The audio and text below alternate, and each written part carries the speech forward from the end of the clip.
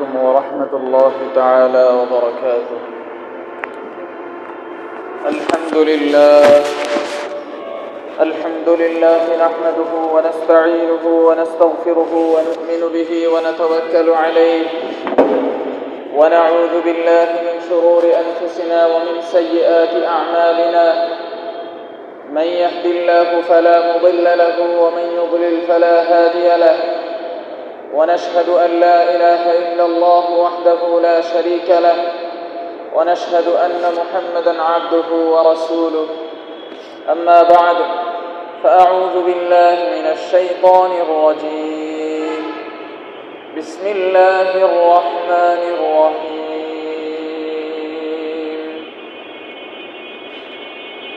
ومن الناس من يعجبك قوله في الحياة الدنيا ويشهد الله على ما في قلبه وهو ألد الخصام،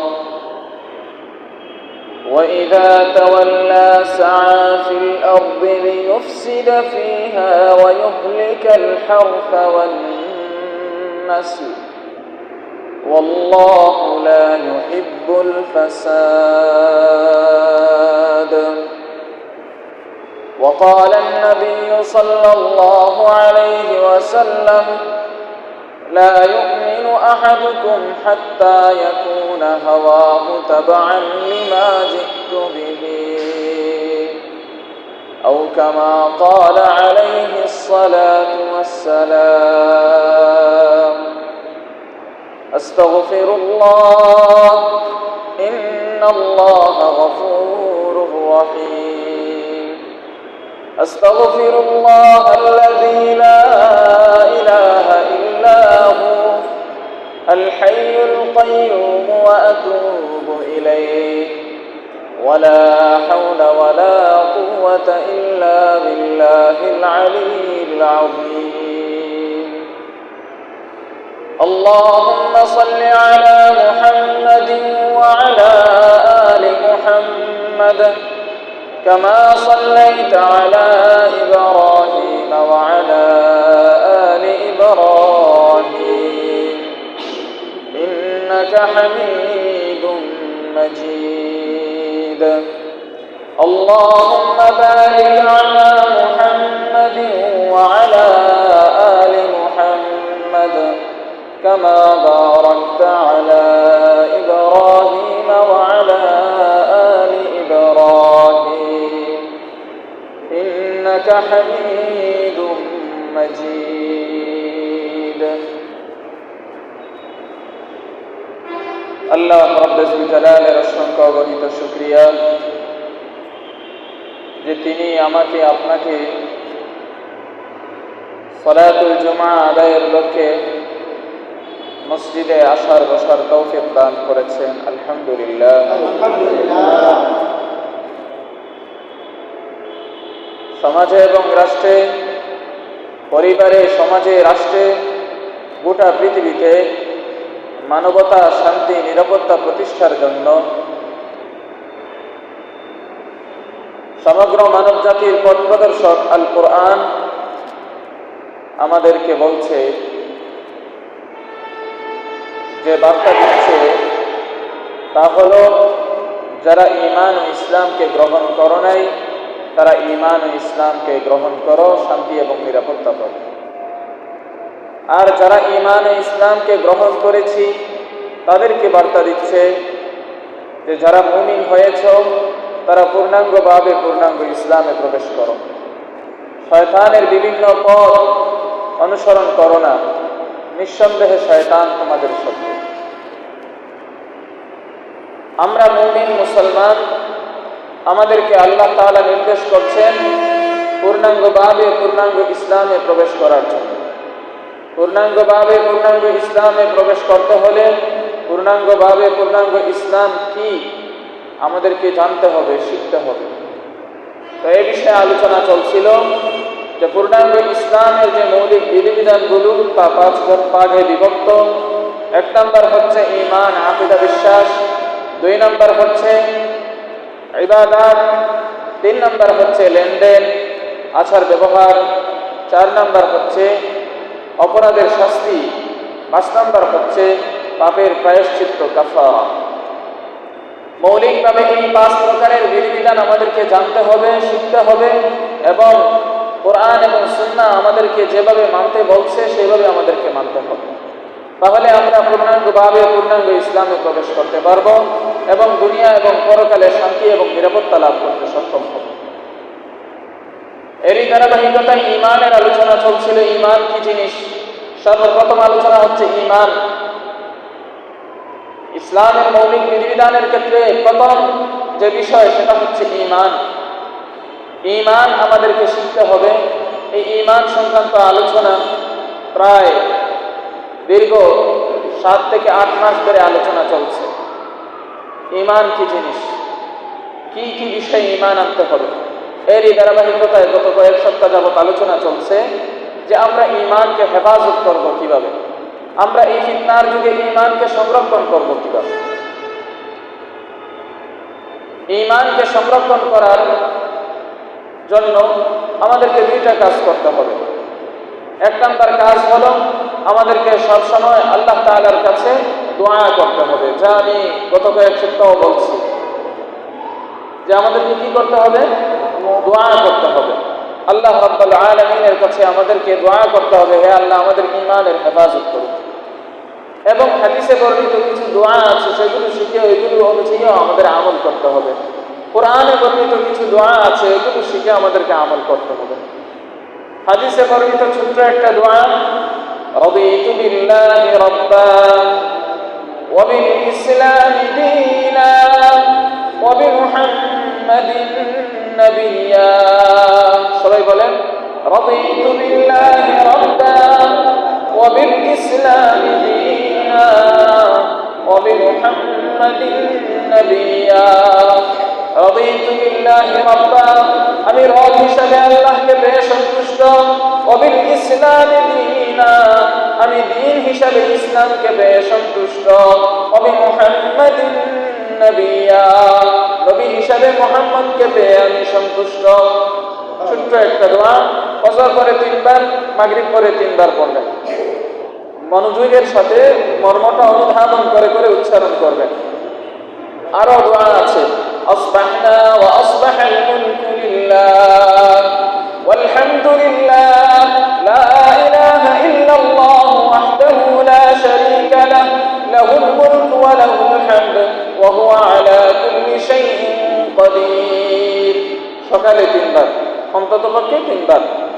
বিকালবেলা আমসাইনা ওয়া আমসাল মুলকু লিল্লাহ ওয়াল হামদুলিল্লাহ লা ইলাহা ইল্লাল্লাহু ওয়াহদাহু লা শারীকা লাহু লাহুল মুলকু ওয়া লাহুল হামদু ওয়া হুয়া আলা কুল্লি শাইইন কাদির।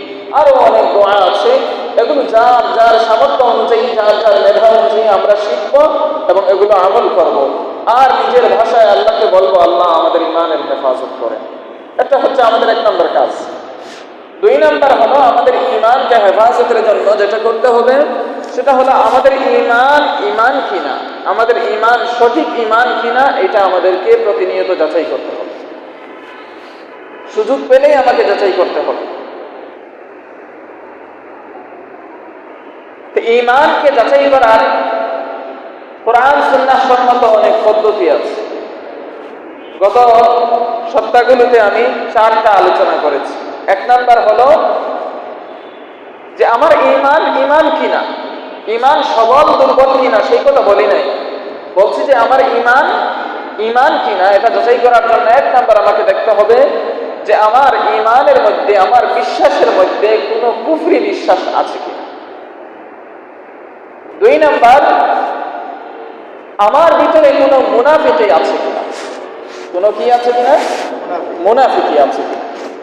3 নাম্বার, ইসলামের যে নিদর্শনগুলো রয়েছে, আল্লাহ, আল্লাহর রাসূল, আল্লাহর কিতাব আল কুরআন, সমস্ত নবী, সমস্ত রাসূল, আল্লাহর ঘর বাইতুল্লাহ, কাবা, মসজিদে হারাম, মসজিদে নববী, মসজিদে আকসা, দুনিয়ার সমস্ত মসজিদ,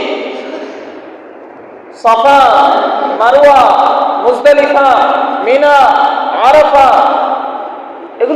ইসলামের নিদর্শন।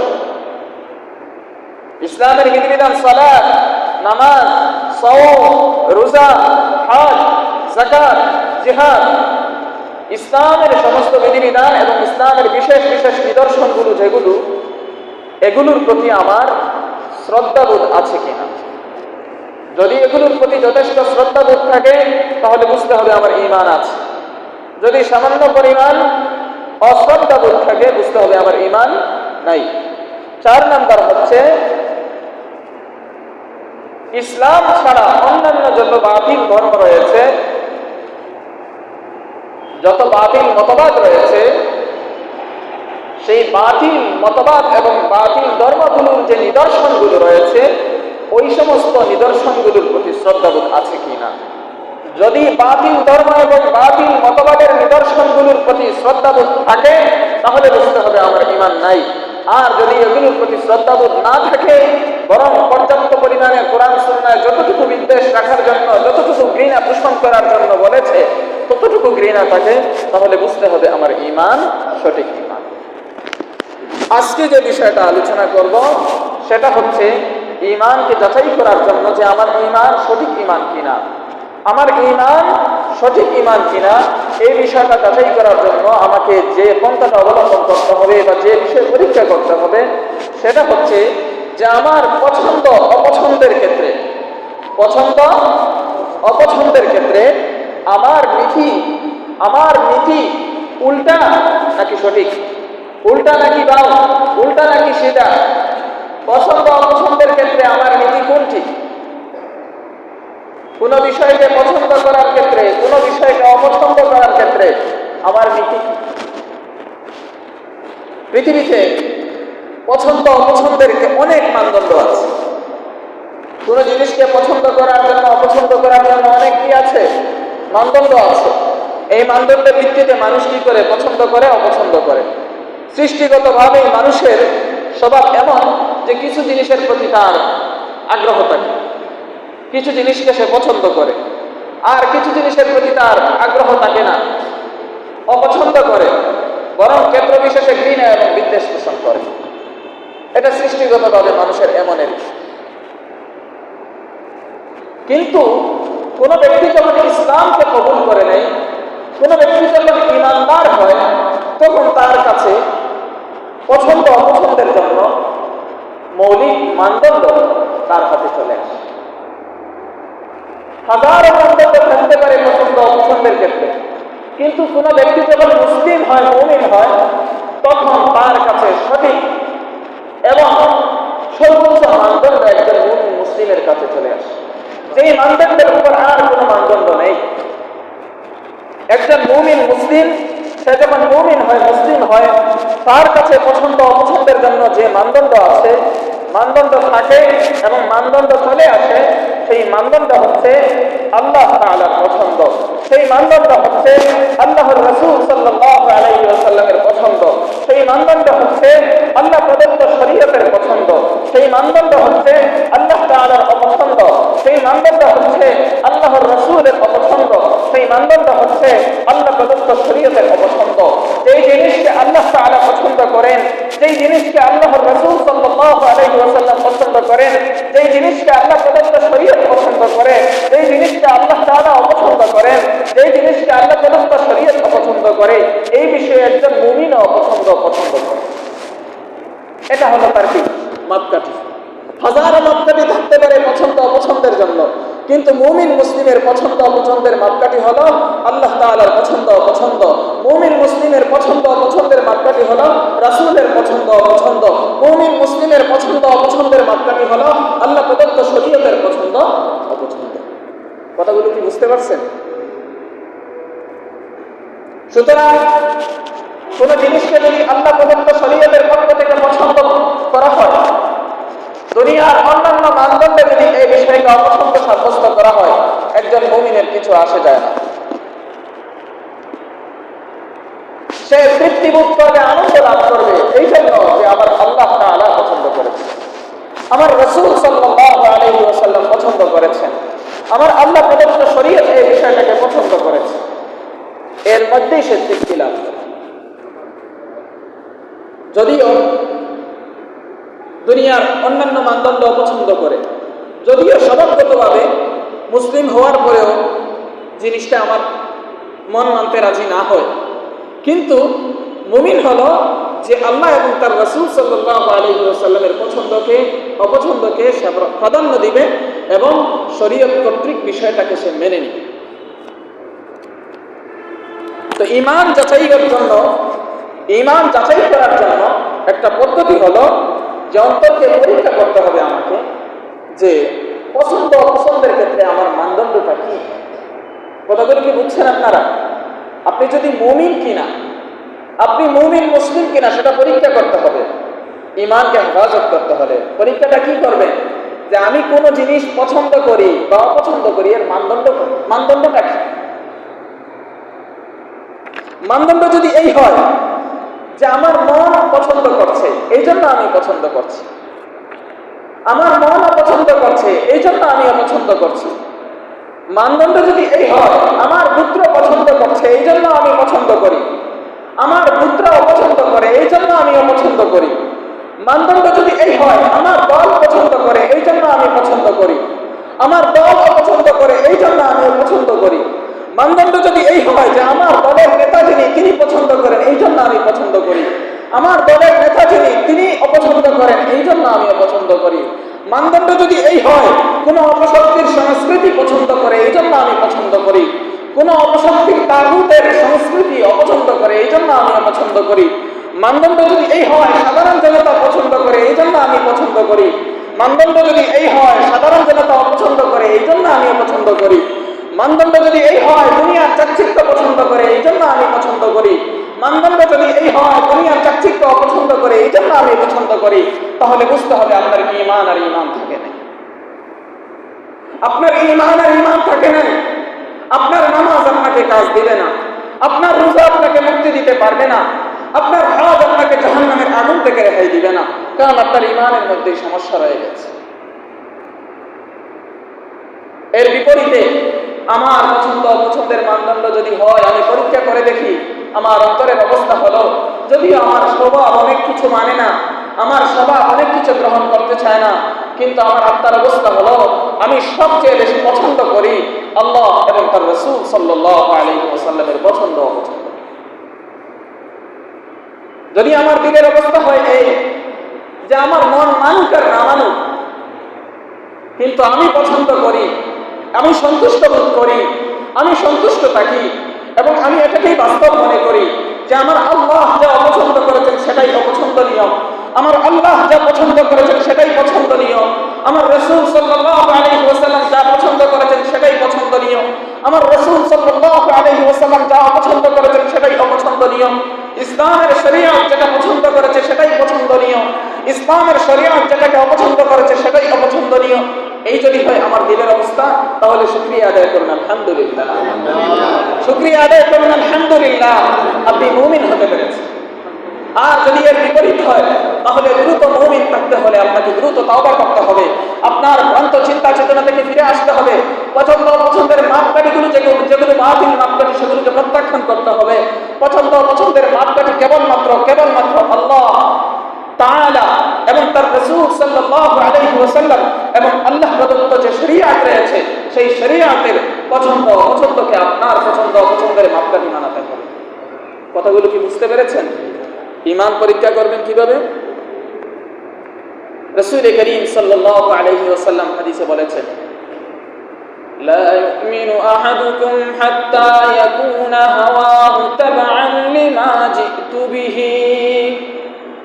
তোমাদের কেউ মুমিন হতে পারবে না ততক্ষণ পর্যন্ত যতক্ষণ না আমি জানিয়ে এসেছি তার আত্মাকে, তার নফসকে, তার ফাহসাতকে, তার প্রবৃত্তিকে যতক্ষণ না আমার আনিত দ্বীনের প্রতি পূর্ণ নিবেদিত করে দিয়েছে, যতক্ষণ না পূর্ণরূপে অনুগত হয়েছে ততক্ষণ পর্যন্ত মুমিন হতে পারবে না। মুমিন হতে হলে আমাকে কি করতে হবে? পূর্ণরূপে সমর্পণ করতে হবে। পছন্দ করব তা আল্লাহ ও তার রাসূলের বিষয়কে পছন্দ।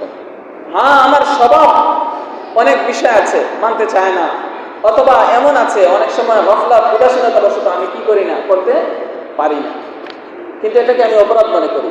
কিন্তু পছন্দনীয় বিষয় কোনটা? আল্লাহ এবং তার রাসূল যা বলেছেন। মানা যায়।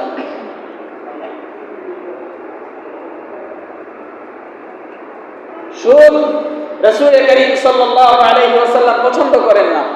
সুদ আল্লাহ তাআলা পছন্দ করেন না। সুদকে আল্লাহ তাআলা আল্লাহ ও তার রাসূলের বিরুদ্ধে যুদ্ধ বিগ্রহ হিসেবে সাব্যস্ত করেছেন। আপনি এখন যদি বলেন বর্তমান উন্নতির যুগে চলতে হলে সুদের বিকল্প নেই, এই যদি হয় আপনার মন, পুঁজিবাদী অর্থব্যবস্থা সুদকে উন্নতির কেন্দ্রবিন্দু বানিয়েছে, আপনি যদি বলেন এটা পছন্দনীয়, তাহলে আপনার ঈমান নেই। আর আপনি যদি সুদ যে হারাম, আল্লাহ এবং তার রাসূল যে সুদকে অপছন্দ করেছেন, আপনিও যদি সুদকে অপছন্দ মনে করেন, ঘৃণিত নোংরা কাজ মনে করেন, হাদিসের ভাষায় নিজের মায়ের সাথে ব্যভিচারের সমতুল্য সুদকে যদি আপনি মনে করতে পারেন, তাহলে বুঝতে হবে আপনার ঈমান রয়েছে। শয়তানের প্ররোচনায় আপনি কখনো সুদে লিপ্ত হয়েছেন, এর জন্য আপনি তওবা করবেন আল্লাহর কাছে, আল্লাহ ক্ষমা করে দিবে। কিন্তু আপনি যদি মনে করেন না, সেই 1400 বছর আগের যে বিধান সুদকে মায়ের সাথে ব্যভিচারের সমতুল্য সাব্যস্ত করা, সেটা অনৈতিক, বরং বর্তমান উন্নতির যুগে সুদকে নিয়েই চলতে হবে, এটা নৈতিক, এটাই পছন্দনীয়, এটাই উন্নতির মাধ্যম, এমন যদি হয় আপনার ধারণা, গোটা জীবন আপনি তাহাজ্জুদ করতে পারেন, গোটা জীবন আপনি সাজদা করতে করতে কপালের মধ্যে কালো দাগ ফেলে দিতে পারেন, গোটা জীবন আল্লাহর রাস্তায় জিহাদ করতে করতে জীবনটা বেরিয়ে দিতে পারেন, গোটা জীবন আপনি হজ করতে করতে জীবনটাকে শেষ করে দিতে পারেন, বছরে আপনি উমরার পর উমরা করতে পারেন, আপনার কোনো কিছু কাজে আসবে না, আপনার ঈমান নাই। কি নাই? ঈমান নাই। ঈমান নাই। ঈমান সবার আগে, ঈমান সবার আগে। এই জন্য বলেছি কি, পছন্দ অপছন্দের মাপকাঠি ঠিক করতে হবে। পছন্দ অপছন্দের মাপকাঠিটা কি? অপরাধকে অপরাধ স্বীকার করতে হবে। নফসের প্ররোচনায়, শয়তানের প্ররোচনায় পরিচিত হয়ে আপনি অপরাধ করে ফেলেছেন, আল্লাহর কাছে তওবা করুন, ক্ষমা করে দিন। কিন্তু আপনি যদি অপরাধকে মনে করেন পছন্দনীয় এবং এটাই ছিল সঠিক, আর অপরাধ ঘৃণা করাকে আপনি মনে করেন অপছন্দনীয়, তাহলে বুঝতে হবে আপনার কোনো কি নাই?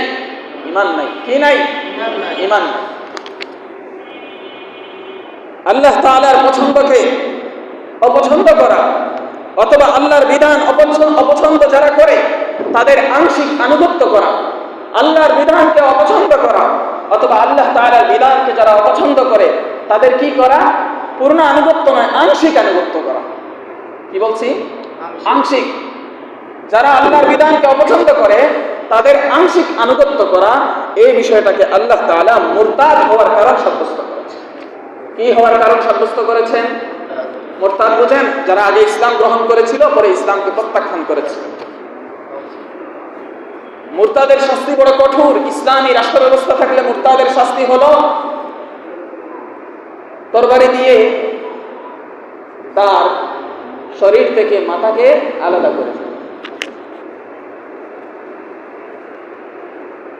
মুরতাদ হওয়ার কারণ সাব্যস্ত করেছেন আল্লাহর বিধানকে অপছন্দ করা অথবা আল্লাহর বিধানকে যারা অপছন্দ করে তাদের আংশিক আনুগত্য করা। এই বিষয়টাকে আল্লাহ কিসের কারণ সাব্যস্ত করেছেন? মুরতাদ হওয়ার কারণ। কিসের কারণ? মুরতাদ হওয়ার কারণ। আল্লাহ তাআলা কুরআনে কারীমে সূরা মুহাম্মদে বলছেন, আউযু বিল্লাহি মিনাশ শাইতানির রাজীম, ইন্নাল্লাযীনা ইরতাদ্দু আলা আদবারিহিম মিন বা'দি মা তাবাyyana লাহুমুল হুদা আশ-শাইতানু সাওয়ালা লাহুম ওয়া আমলা লাহুম যালিকা বিআন্নাহুম ক্বালু লিল্লাযীনা কারিহু মা নাযালা আল্লাহু সানুতি'উকুম ফী বা'দিল আমর والله يعلم إسرارهم فكيف إذا توفتهم الملائكة يضربون وجوههم وأدبارهم ذلك بأنهم اتبعوا ما أسخط الله وكرهوا رضوانه فأحبط أعمالهم নিঃসন্দেহে যারা মুখ ফিরিয়ে নিয়েছে নিঃসন্দেহে যারা তাদের সামনে হেদায়েতের বার্তা সুস্পষ্ট হওয়ার পরেও পৃষ্ঠ প্রদর্শন করেছে, আশ-শাইতানু সাওয়ালা লাহুম, শয়তান তাদের কর্মগুলোকে তাদের সামনে সৌন্দর্যমণ্ডিত করে তুলে দিয়েছে। তাদের কাজকে শয়তান তাদের সামনে সুশোভিত করে দেখায়। শয়তান তাদেরকে মিথ্যা আশ্বাস প্রশ্বাস দেয়। যারা হেদায়েতের বার্তা সুস্পষ্ট হওয়ার পরে হেদায়েতের পথ থেকে পৃষ্ঠ প্রদর্শন করে, শয়তান তাদের কাজকে সুন্দর করে দেখায়। শয়তান তাদেরকে মিথ্যা আশ্বাস দেয়।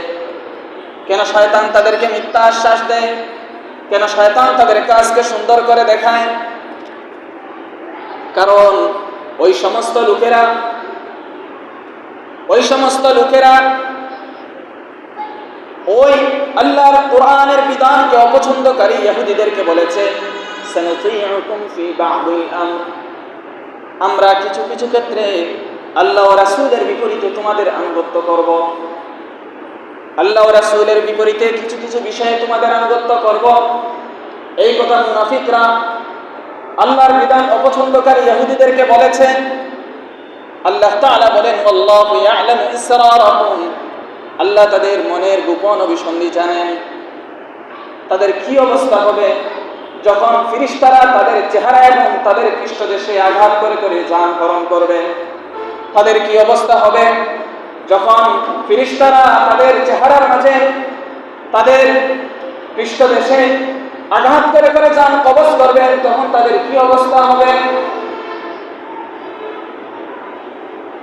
তাদের এই আঘাতের কারণ হচ্ছে তারা অনুসরণ করেছে ওই সমস্ত বিষয়ে, যেই সমস্ত বিষয় আল্লাহকে রাগান্বিত করে, আল্লাহকে ক্রোধান্বিত করে, আল্লাহকে অসন্তুষ্ট করে, এবং তারা অনুসরণ করেছে ওই সমস্ত বিষয়কে, যেই সমস্ত বিষয় আল্লাহর সন্তুষ্টি অর্জন করার পক্ষে, আল্লাহর সন্তুষ্টি অর্জন করার ক্ষেত্রে প্রতিবন্ধক হয়।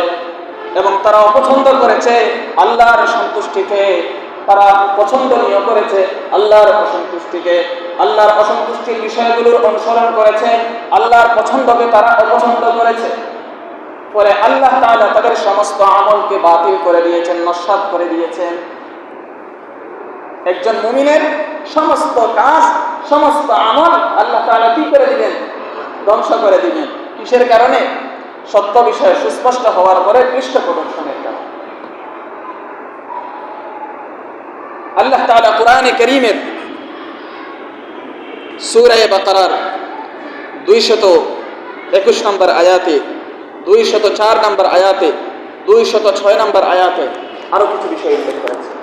আল্লাহ বলেন, وَمِنَ النَّاسِ مَن يُعْجِبُكَ قَوْلُهُ فِي الْحَيَاةِ الدُّنْيَا وَيُشْهِدُ اللَّهَ عَلَى مَا فِي قَلْبِهِ وَهُوَ أَلَدُّ الْخِصَامِ وَإِذَا تَوَلَّى سَعَىٰ فِي الْأَرْضِ لِيُفْسِدَ فِيهَا وَيُهْلِكَ الْحَرْثَ وَالنَّسْلَ وَاللَّهُ لَا يُحِبُّ الْفَسَادَ وَإِذَا قِيلَ لَهُ اتَّقِ اللَّهَ أَخَذَتْهُ الْعِزَّةُ بِالْإِثْمِ فَحَسْبُهُ جَهَنَّمُ وَلَبِئْسَ الْمِهَادُ। মানুষের মাঝে এমন কিছু লোক আছে যাদের কথাবার্তা তোমাকে মুগ্ধ করবে, কথা সুন্দর সুন্দর কথা বলে, দুনিয়ার জীবনে তাদের কথাবার্তা তোমাকে চমৎকৃত করবে। ওই সমস্ত লোকেরা আল্লাহকে সাক্ষী রেখে কথা বলে, তাদের অন্তরের বিষয়কে আল্লাহকে সাক্ষী রেখে আল্লাহর নামে শপথ করে তোমার সামনে কথা বলে, ওগো নবীজি। অথচ এই সমস্ত লোকেরা হচ্ছে সবার চেয়ে বেশি ঝগড়াটে লোক। সবচেয়ে বেশি ঝগড়াটে লোক হচ্ছে ওরাই, যারা আল্লাহর নামে শপথ করে, আল্লাহকে তাদের অন্তরের ব্যাপারে সাক্ষী রেখে সুন্দর সুন্দর চমৎকৃত কথা বলে।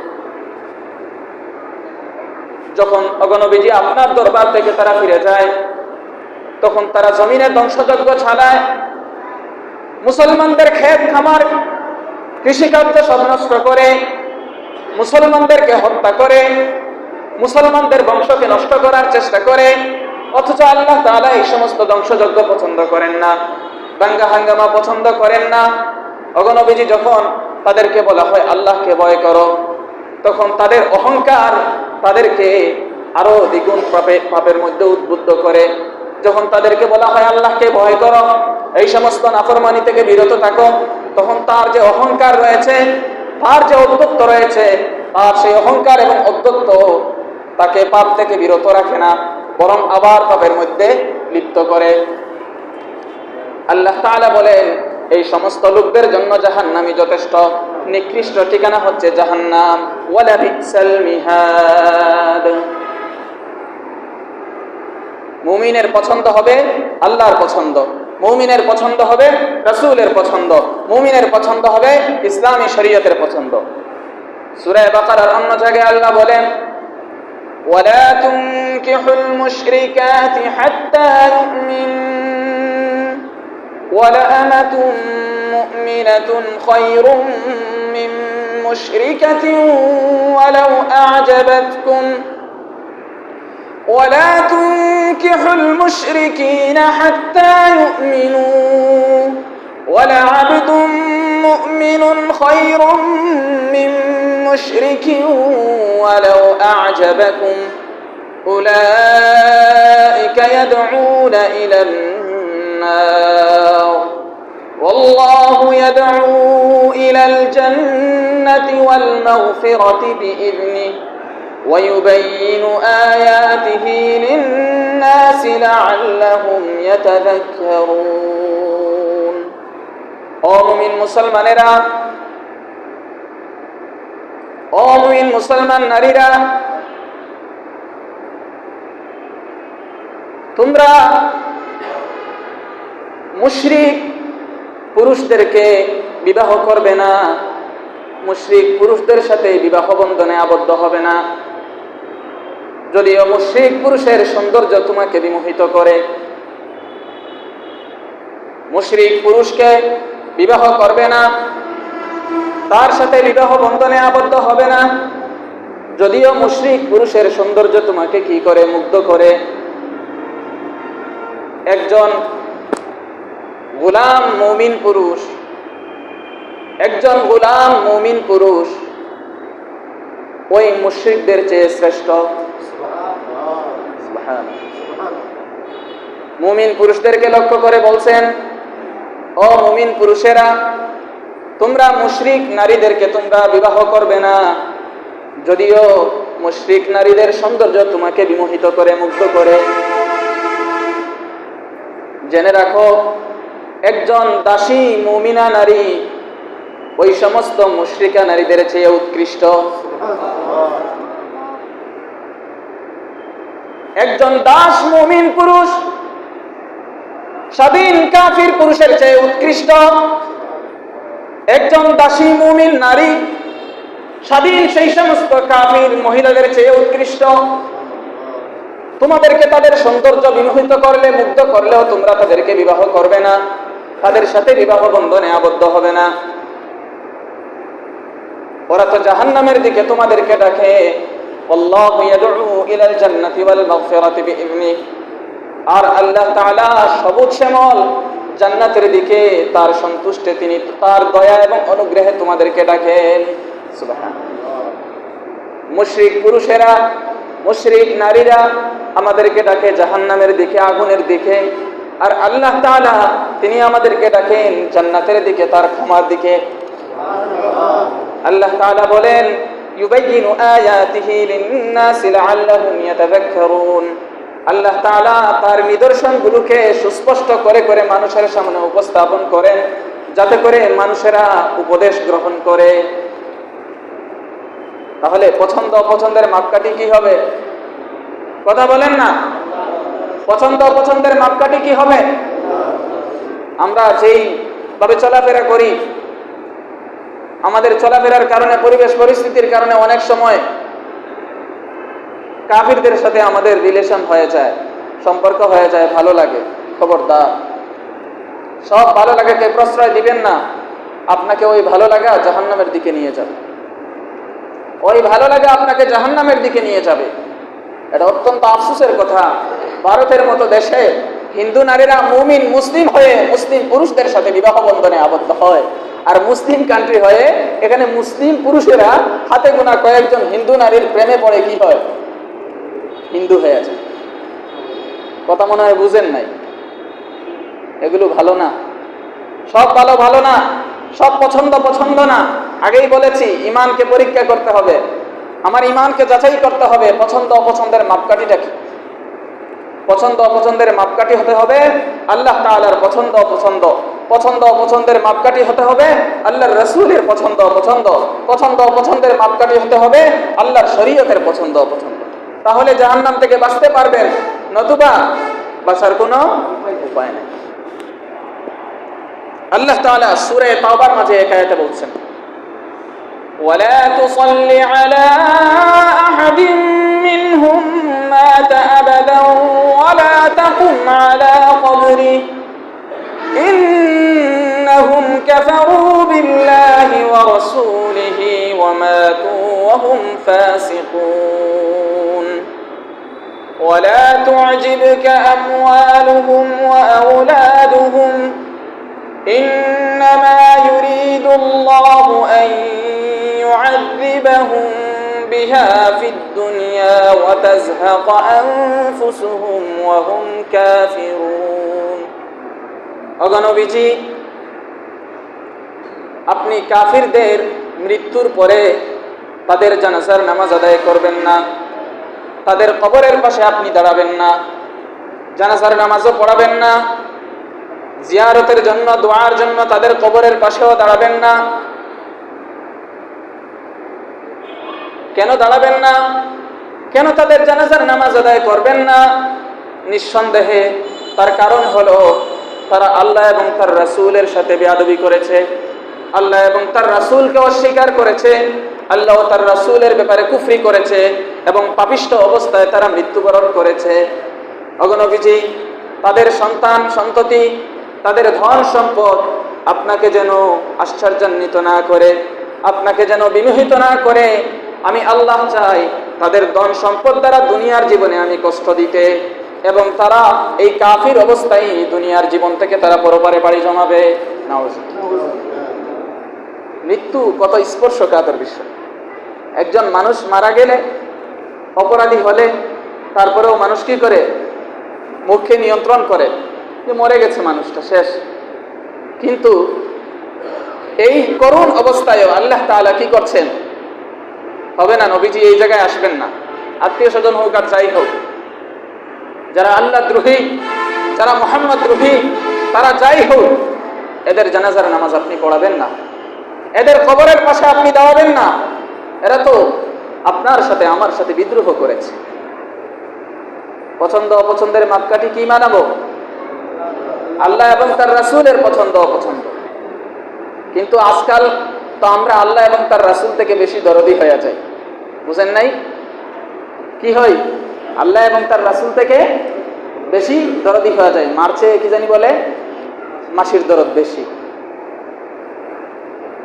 খালাম্মা খালাম্মাই, আম্মা আম্মাই। খালাম্মা যতই ভালোবাসুক কোনোদিন আম্মার সমান ভালোবাসতে পারবে না। এই কথা বুঝতে হবে। সৃষ্টি করেছেন আল্লাহ, আর আপনি হয়ে গেছেন দরদি। এই সমস্ত নীতি আমাদেরকে ছাড়তে হবে। ভালোবাসা যতটুকু আল্লাহ বাসতে বলবেন ততটুকু ভালোবাসবেন।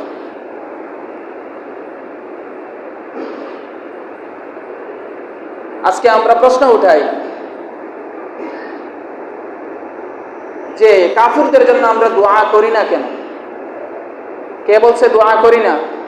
তবে আপনার মন মতো আমরা দোয়া করি না। কাফিরদের জন্য মুসলমানরা যেই দোয়া করতে পারে, যেই সমস্ত কাফিরেরা মুসলমানদেরকে কষ্ট দেয় না, ওই সমস্ত কাফিরদের জন্য এবং যারা কষ্ট দিচ্ছে তাদের জন্য দোয়া করতে পারে জীবিত থাকা অবস্থায়। আল্লাহ হেদায়েত দাও। কি দাও? কি দাও? হেদায়েত দিলে কি হবে? আমার ভাই হবে।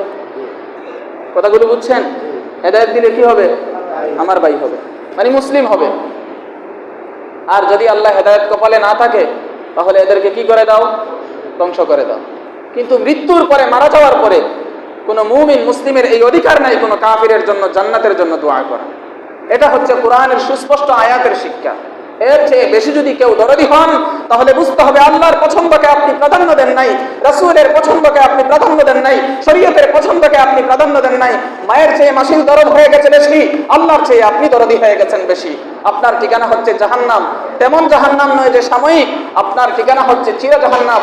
আপনি নামাজ পড়তে পড়তে আপনার কপাল কালো হয়ে গেছে, হজ করতে করতে সম্পদ আপনার শেষ করে দিয়েছেন, রোজা রাখতে রাখতে আপনার জীবনকে মিলিয়ে দিয়েছেন, আল্লাহর রাস্তায় জিহাদ করতে করতে জীবনকে উৎসর্গ করে দিয়েছেন। কোনো কিছু কাজ হবে না আল্লাহর একটা বিধানকে আপনি অপছন্দ করেন। কথাগুলো বুঝেন নাই? পছন্দ অপছন্দের মাপকাঠি কাকে বানাবো? আল্লাহ এবং তার রাসূলকে। বেশি দরদি হব না। সৃষ্টি করেছেন যিনি, দয়ার সাগর তিনি। আমাকে মানতে হবে যে উনি কোন রুলস দিয়েছেন, কোন নিয়মে ভালোবাসতে বলেছেন। বাস এগুলোই হচ্ছে আমার জন্য শ্রেষ্ঠ, উত্তম, ভালো। আল্লাহ তাআলা আমাদেরকে পছন্দ অপছন্দের ক্ষেত্রে তার নির্দেশনা অনুযায়ী চলার তৌফিক দান করুন। পছন্দ অপছন্দের ক্ষেত্রে অন্য কোনো ধরনের মানদণ্ডকে আমরা না মেনে আল্লাহ এবং তার রাসূলের মানদণ্ড, কোরআনের মানদণ্ডকে মনে প্রাণে গ্রহণ করার তৌফিক দান করুন।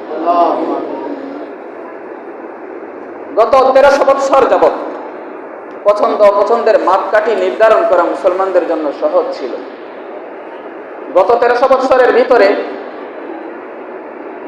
একবার আর গত 100 বৎসরের ভিতরে এই দুইবার মুসলমানরা এমন পদস্খলন হয়েছে যে এরা সত্য মিথ্যার মাপকাঠি নির্ধারণ করতেও, পছন্দ অপছন্দের মাপকাঠি নির্ধারণ করতে ব্যর্থ হচ্ছে। একবার হয়েছে মুসলমানরা তাতারিদের আক্রমণের সময়। তাতারিরা কি করেছে? ওরা মুসলিম সাম্রাজ্যে আক্রমণ চালিয়ে মুসলমানদের ক্ষমতা দখল করে প্রথমে কাফির অবস্থায় মুসলমানদেরকে কচু কাটা করেছে। এক পর্যায়ে যখন মুসলমানরা ঐক্যবদ্ধ প্রতিরোধ তুলেছে, এক পর্যায়ে মুসলমানদের দখলে আসছে, এমন সময় তাতারিরাও মুসলমান হয়ে গেছে। কিন্তু মুসলমান হওয়ার পরে যেই সমস্যাটা হয়েছে তাদের, সেটা হলো তারা নতুন একটা সংবিধান প্রণয়ন করেছিল, যেটার নাম হলো ইয়াসাক সংবিধান। কি সংবিধান? কি সংবিধান? ইয়াসাক। কি সংবিধান? ইয়াসাক। এই সংবিধানটা বানিয়েছিল তাদের পূর্বসূরীদের নীতি অনুসারে। এর মাঝে ইসলামের কিছু নীতি ছিল, অন্যান্য ধর্মের কিছু নীতি ছিল, অর্থাৎ তাদের মতো করে একটা সংবিধান বানিয়েছিল। আপনারা ইসলামিক ফাউন্ডেশনের তাফসিরে ইবনে কাসিরের যে অনুবাদ করেছে, ওই তাফসিরে ইবনে কাসিরের সূরা মায়েদার 50 নম্বর আয়াতের তাফসিরে গিয়ে দেখবেন লেখা আছে, অনুবাদটা ইসলামিক ফাউন্ডেশন করেছে। তখন ইবনে কাসির রহমতুল্লাহি আলাইহি যেটা লিখেছেন, ওদের বিরুদ্ধে জিহাদ হবে ততক্ষণ পর্যন্ত, যতক্ষণ পর্যন্ত না ওরা পূর্ণ ইসলামের দিকে ফিরে আসে। ওই মুহূর্তে উলামাদের এমন করুণ পরিস্থিতি ছিল, কিছু বলার নাই। একদিকে মুসলমান পরিচয় দিচ্ছে, অপরদিকে কুফরি সংবিধান চাপিয়ে দিয়েছে মুসলমানের উপর। এই জন্য আপনারা ব্যক্তিগতভাবে উদ্যোগী হয়ে দিন ইমান শিখতে হবে, পছন্দ অপছন্দ শিখতে হবে। রাষ্ট্রীয়ভাবে আপনাকে আল্লাহর পছন্দ অপছন্দ শিখানো হবে না। আর গত 100 বছর ধরে উসমানী খেলাফত যখন বিলুপ্ত হয়েছে, এরপর থেকে হয়তো 94 বা 95 বছর হয়ে গেছে। এই 100 বছর যাবৎ মুসলমানরা রাষ্ট্রীয় পর্যায়ে তারা যে সংবিধান, সেটা হয়তো ইউরোপিয়ানদের, পাশ্চাত্যদের নতুবা নিজেদের বানানো, কোরআন সংবিধান নয়। সুতরাং এই সংবিধান আপনাকে আল্লাহর পছন্দ অপছন্দ শিখাবে না। ভালো করে বুঝবেন, অনেক সময় আমরা হুজুররাও সত্য কথা বলতে পারবো না, কারণ আমরাও তো মানুষ। কোনো সময় আমাদের ইমান 100-তে যায়, আবার কোনো সময় 50-এ চলে আসে। যখন ইমান 100-তে যায় তখন যা সত্য আছে তা বলে ফেলি, আর যখন আবার ইমান নিচে নেমে আসে তখন বলি নিজের জান বাঁচাই। কথা বুঝেন নাই? এভাবেই চলবে। এজন্য প্রত্যেকে উদ্যোগী হতে হবে যে আমার ইমান আমাকে হেফাজত করতে হবে। যেহেতু খলিফাতুল মুসলিমিন নাই, খলিফাতুল মুসলিমিন আমাকে ধরবেন না, পুলিশরা আমাকে ধরবে না, এই তুমি নাফরমানি করো কেন? আমাদের পুলিশ ভাইয়েরা কি আমাদেরকে নামাজ না পড়লে পিটায়? কথাগুলো বুঝছেন? আমরা যদি অন্যায় গর্হিত কাজ করি, আমরা যে আমাদের যে ওই যে আলহামদুলিল্লাহ আমাদের এলাকায় তো গান বাজনা বন্ধ হয়েছে, এটা আপনাদের উপর আল্লাহর খাস রহমত, আরো আশপাশে অনেকে করতেছে। তো আমাদের পুলিশ ভাইয়েরা তো ওইগুলো সচরাচর কি করে না, বাধা দেয় না। ক্ষেত্র বিশেষে কিছু কিছু পুলিশ ভাইয়েরা বাধা দিলে এদের উপর আরেক গ্রুপ আছে, এরা কি করে, এরা ওই চাপ সৃষ্টি করে। ওই নারায়ণগঞ্জে, সিদ্ধিরগঞ্জে একজন স্থানীয় কমিশনার একটা প্রেক্ষাপটের কারণে, একজন মানুষ, অসুস্থ মানুষ, হার্টের রোগী, গান বাজনা জুড়ে বাজাচ্ছে, মারা গেছেন। এরপরে উনি উদ্যোগ নিচ্ছে যে এভাবে গান বাজনা বাজালে তো মানুষের ক্ষতি হচ্ছে, বন্ধ করবেন। এখন এই বেচারারে একবারে কালারিং করার যত পন্থা আছে সবগুলো অবলম্বন করা হচ্ছে। অর্থাৎ ভালো কাজ করতে চাইলে এর উপর যত বাধা। কথা বুঝছেন? তো খলিফাতুল মুসলিমিন নাই, রাষ্ট্র আপনাকে পছন্দ অপছন্দের মাপকাঠি আল্লাহ তার রাসূল এটা শিখাবে না। কারণ রাষ্ট্র যে সংবিধান বানিয়েছে সেটা হলো তাদের সংবিধান, তারা বানিয়েছে অথবা অন্য বিজাতির কোনো সংবিধানকে অনুসরণ করেছে। আমাদের সংবিধান যেটা, এটা কিন্তু কোরআন নয়, ভালোভাবে বুঝবেন। আমরা যখন ওই যে গত কয়েকদিন আগে মূর্তি আর ভাস্কর্য নিয়ে ঝামেলা চললো, তখন আমরা যখন আলিমরা বক্তব্য দিচ্ছি যে মূর্তি আর ভাস্কর্যকে গুলাবেন না, তখন একদল লোকেরা আমাদেরকে পাল্টা প্রশ্ন করছে যে ভাস্কর্য স্থাপন করা এটা কি সংবিধান বিরোধী? কথা বুঝছেন? কথার মাপেসটা বুঝছেন? ভাস্কর্য স্থাপন করা এটা কি সংবিধান বিরোধী? বরং আপনি যে ভাস্কর্য স্থাপন না করার জন্য বলছেন আপনার এটা সংবিধান বিরোধী। অর্থাৎ আমরা কোরআন দিয়ে বক্তব্য দিচ্ছি, আমাদের কোরআনের বিপরীতে তাদের রচিত সংবিধানটা দাঁড় করাচ্ছি। কথাগুলো বুঝবেন। এই সমস্যাটা গত 100 বছর ধরে, আর এই সমস্যাটা আরো 5 থেকে 600 বছর আগে একবার হয়েছিল। অর্থাৎ মুসলমানরা, একদল মুসলমান আল কোরআনকে সংবিধান মেনে না নিয়ে তাদের বানানো সংবিধানকে আল কোরআনের বিরুদ্ধে দাঁড় করাতো। যখন আলিমরা একটা রেফারেন্স দিচ্ছে কোরআন থেকে, তখন এটাকে মানা না মানার জন্য তারা কি করতেছে, তাদের হাতের লেখা, তাদের বানানো, তাদের মন গড়া বানানো যে সংবিধান আছে সেটাকে ফলো করছে, মামলা দিচ্ছে, জেলে পুরে দিচ্ছে। কোন সংবিধানের ভিত্তিতে? কয় আমাদের দেশে যে সংবিধান আছে সেই সংবিধানের ভিত্তিতে। অথচ কোরআন যেটা বলছে এটার বিপরীত। অর্থাৎ তাদের কাছে সংবিধান বলতে যেটা রচিত করছে সেটা আল কোরআন নয়। এই জিনিসটা আমরা তো অনেকে বুঝি না, আবার রাষ্ট্রের অনেক দায়িত্বশীল আছে, অনেকে বুঝে না। আবার আমরা যারা আলিম আছি, আলিমদের মাঝে তো স্তর রয়েছে, অনেক আলিমও আমরা বুঝি না। কথা বুঝছেন? এই জন্য বলছি, অনেক সময় আমাদের ঈমান থাকবে 100তে সত্য বলে দিব, অনেক সময় বলবো না। এই জন্য প্রত্যেকে নিজ উদ্যোগে আগাতে হবে যে আমার ঈমান আমার হেফাজত করতে হবে, আমার ঈমান আমার শিখতে হবে। আমাকে কেউ গাড় ধরিয়ে দেখিয়ে দিবে না। মহামারীতে আমরা নিপতিত, এই আযাব কখন যে আমাদের গাড় থেকে যাবে আল্লাহই একমাত্র জানে, আল্লাহই একমাত্র ভালো জানে। সাহাবাদের যুগে, তাবেঈদের যুগে এবং গত 1300 বছর পর্যন্ত মুসলমানদের বাহিনীগুলো আল্লাহর রাস্তায় সংগ্রাম করার জন্য সুসজ্জিত থাকত। কিন্তু গত 100 বছর যাবৎ মুসলিম যে 57 থেকে 59টা কান্ট্রি আছে, এগুলোর যে বাহিনীগুলো আছে, তাদের অভিযানের তালিকায় কোনো আল্লাহর রাস্তায় সংগ্রামের কোনো তালিকা পাবেন না। কথাগুলো কি আমার বুঝেন? আমাদের নবীজি সাল্লাল্লাহু আলাইহি ওয়াসাল্লাম মদিনায় ছিলেন 13 বছর না 10 বছর? 13 বছর। 13 বছরে 27টা যুদ্ধে সরাসরি অংশগ্রহণ করছে। অর্থাৎ তুমি রাষ্ট্রনায়ক হয়েও আল্লাহর রাস্তায় সংগ্রাম করছে সশরীরে কয়টা? 27টা। আর সাহাবায়ে কেরামের তো আছে। অর্থাৎ মুসলিম বাহিনীগুলোর এমন অবস্থা ছিল, আর আমাদের বর্তমান মুসলিম বাহিনীগুলোর অন্যরকম অবস্থা। এটা কেন হচ্ছে অনেকেই জানে না, আমি কথা বলি। আমাদের প্রত্যেকের আত্মীয় স্বজন যারা আছে, অনেকে অনেক বিভাগে চাকরি করে, কথা বলবেন, সে মুসলিম পরিচয় দিতে স্বাচ্ছন্দ্য বোধ করে, সে আল্লাহর বিধান মানতে চায়, জানে না মানবে কিভাবে? অর্থাৎ বিষয়টা এমন ভাবে সাজানো হয়েছে যে কোরআনই যে হচ্ছে মুসলমানদের সর্বোচ্চ সংবিধান, এই জিনিসটা মাথা থেকে মুছে দেওয়া হয়েছে। মুক্তির রাস্তা খুলে দেওয়া হয়েছে আমাদের বানানো সংবিধান। যে যখন ক্ষমতায় যায় সে তখন সংবিধানকে আমরা কি করি? সংস্করণ করি। আমাদের হাতে সব। আল্লাহ তাআলার রাজ্য, আল্লাহ তাআলার বিধান অনুযায়ী চলছে না। তো এই পরিস্থিতিতে আমাদের তো কোনো শক্তি নাই যে আমরা জোর করে, যে কয়জন বুঝি জোর করে এটা দখল করে আমরা চালাই বলবো, এই ধরনের শক্তি আমাদের নাই। এই জন্য আপনাদের কাছে আপনার প্রত্যেকে নিজ উদ্যোগে ঈমান হেফাজতের চেষ্টা করবেন, ঈমানকে নিজে নিজে শিখবেন। আপনি এই সরকারের আশায় বসে থাকবেন না, আপনি মসজিদের ইমামের আশায় বসে থাকবেন না, আপনি পুলিশের আশায় বসে থাকবেন না, সেনাবাহিনীর আশায় বসে থাকবেন না, সরকারি অফিসারদের আশায় বসে থাকবেন না। ওনারা আপনাকে শিখাবে না, এমনকি যিনি কোরআন এবং সুন্নাহ নিয়ে রাত দিন গাটাগাটি করেন উনিও আপনাকে শিখাবেন না। কারণ চাচা জার্জির প্রাণ বাঁচা। বুঝছেন নি কথাটা? আমি আগেই বলছি, কখনো আমাদের ইমান থাকে 100-তে, কখনো 0 টলারেন্স, এই 0 পয়েন্টে।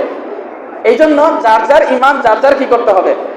হেফাজত করতে হবে, শিখতে হবে। হেফাজত তো করবেন শিখে না। এই শিক্ষার জন্য আপনাদেরকে আমি বারবার আহ্বান করছি। তো ইমান পরীক্ষার যে পদ্ধতিগুলো, এই পদ্ধতিগুলো আপনি আত্মস্থ করার জন্য 2টা কাজ করবেন। একটা হলো যে আল্লাহ তাআলার কোরআনের যে তাফসীরগুলো রয়েছে, সংক্ষিপ্ত তাফসীরগুলো, এই তাফসীরগুলো আপনি নিয়মিত কিছু কিছু করে হলেও অধ্যয়ন করবেন, পড়বেন, নিজে নিজে পড়বেন। আর যেই সমস্ত জায়গাগুলো বুঝেন না, ওই সমস্ত জায়গাগুলো যারা বুঝে, যেই সমস্ত আলিমরা বুঝে, যোগ্যতা সম্পন্ন এবং আল্লাহওয়ালা, 2টা শব্দ লাগিয়েছি আমি, যোগ্যতা সম্পন্ন এবং কি আল্লাহওয়ালা, স্বার্থবাজ না। অর্থাৎ সে তার স্বার্থকে এখানে প্রয়োগ করে না, দিনকে নিয়ে ব্যবসার কাজে লাগায় না, দিনকে ব্যবহার করে, দিনকে ব্যবহার করে কামানোর দান্দা করে না। এই আল্লাহওয়ালা যোগ্যতা সম্পন্ন আলিমদের শরণাপন্ন হয়ে বিষয়টা বোঝার চেষ্টা করবে। আর এই 2টা কাজ সহজে আঞ্জাম দেওয়ার জন্য আমরা এলাকা ভিত্তিক ব্যবস্থা করেছি আবশ্যকীয় ঈমান ইসলাম প্রশিক্ষণ কার্যক্রম। অর্থাৎ আমাদের ঈমান ইসলাম যেগুলো না শিখলে না হবে, যেগুলো আমাদের শিখতেই হবে, এগুলো শিক্ষার জন্য কি এই ব্যবস্থাপনা করেছি স্বল্প পরিসরে প্রতি শুক্রবার দিন শেষে রাতের বেলা বাদে এশা।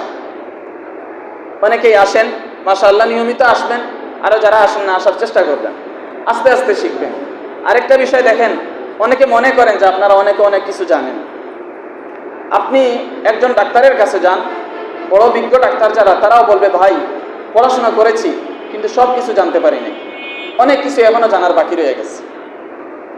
ভালো ইঞ্জিনিয়ারের কাছে যান, আমি বলছি ভালো ইঞ্জিনিয়ার, দক্ষ ইঞ্জিনিয়ারের কাছে যান, বলবে ভাই অনেক কিছু শিখেছি, শিখার আরও বাকি আছে। যারা বড়া কলসি নড়ে কম, বড়া কলসি নড়ে কম। ভালো আলিমের কাছে যান, বলবে ভাই শিখেছি অনেক কিছু কিন্তু অনেক বাকি রয়ে গেছে, 100-র মাঝে 5 শিখেছি, 95 বাকি রয়ে গেছে। কিন্তু খালি কলসি, কথা বুঝেন নাই? আমাদের অবস্থা হলো এরকম, মনে কষ্ট নিয়েন না। অনেকে মনে করে আমি খুব জানি, কিচ্ছুই জানেন না, কিছুই জানেন না। ভালোভাবে চিন্তা করুন, কিছুই জানেন না।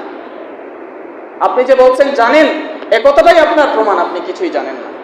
যারা জানে তারা কথা বলে না, যারা জানে তারা কথা বলে না, শিখে, দিন দিন শিখে, শিখতে থাকে। এই জন্য আপনাদের কাছে আহ্বান, করজোড়ে নিবেদন করছি, ঈমান বাঁচানোর জন্য, ঈমান শিক্ষার জন্য দয়া করে আপনারা সুযোগ হলেই আসবেন, শিখবেন। কোনো টাকা পয়সা লাগবে না, কোনো টাকা পয়সা দিয়ে ঈমান শিখাচ্ছি না। আসবেন তো ইনশাআল্লাহ? আল্লাহ তাআলা আপনাদের সবাইকে কবুল করুক, মঞ্জুর করুক।